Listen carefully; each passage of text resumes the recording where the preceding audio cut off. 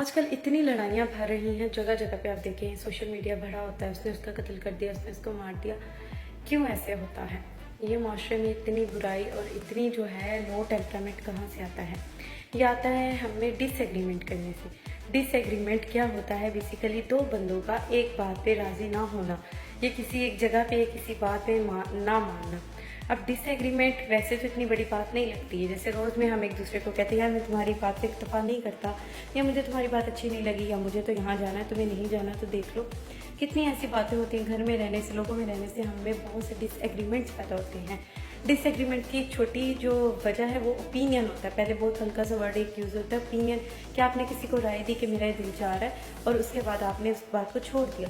Disagreement उसके बाद थोड़े से बड़े लफ्ज़ आता है। डिसएग्रीमेंट में आप जो है आप अपने दिल की एक पक्का उसको इमोशन बताते हैं कि नहीं, तो स्ट्रांगली कहते हैं नहीं।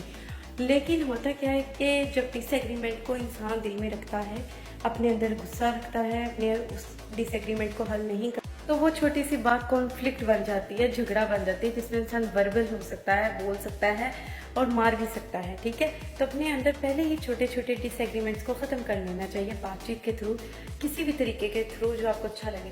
छोटी छोटी बातें ही जब दिल में बैठती जाती हैं तो इतना बड़ा झगड़ा बन जाती हैं कि फिर इंसान को कुछ समझ नहीं आता। जब वो बदला लेने पे आता है तो वो नहीं सोचता कि सामने वाला इंसान भी है। तो इतनी हद पे जाने से बेहतर है कि अपने आप को छोटे इश्यूज़ पे ही इशू रिजॉल्व करना सीखना चाहिए। और दूसरा ये कि उस सब के बाद इंसान को पछतावा होता है। पछतावे से अच्छा होता है कि आप पहले ही संभल जाए, गुस्से को कंट्रोल करें, क्योंकि साइकोलॉजी कहती है कि गुस्सा जो होता है सिर्फ 90 सेकंड के लिए आपका एंगर सर्किट चलता है, जिसमें आपको समझ नहीं आता कि आपने क्या करना है। अगर आप वो 90 सेकंड किसी लड़ाई के दौरान, किसी भी बात के दौरान, किसी झगड़े के दौरान ठंडे होकर सोचे, ठंडे होकर बर्दाश्त कर ले, तो आपका दिमाग, आपका दिल नॉर्मल हो जाता है और आप एक अच्छा डिसीजन ले सकते हैं।